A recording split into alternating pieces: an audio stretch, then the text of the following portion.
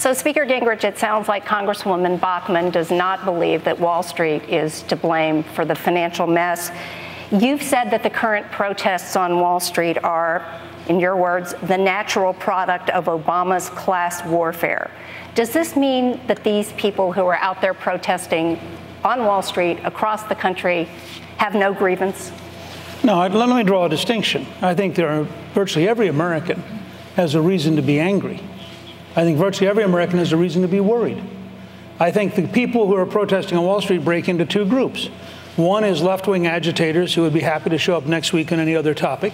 And the other is sincere middle-class people who, frankly, are very close to the Tea Party people in actually caring. You can tell which group is which.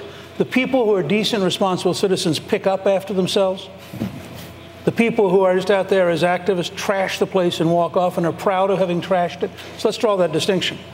If they want to really change things, the first person to fire is Bernanke, who is a disaster as chairman of the Federal Reserve. The second person to fire is Geithner.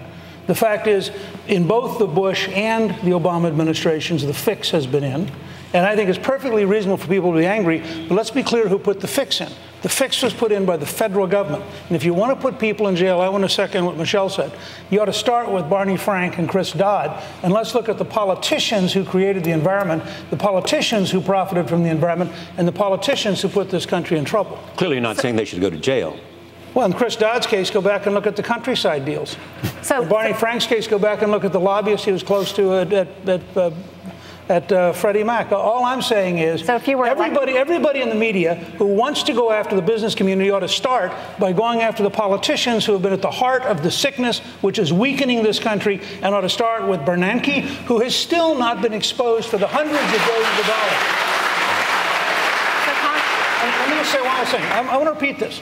Bernanke has in secret spent hundreds of billions of dollars bailing out one group and not bailing out another group. I don't see anybody in the news media demanding the kind of transparency at the Fed that you would demand of every other aspect of the federal government. And I think it is corrupt and it is wrong for one man to have that kind of secret power.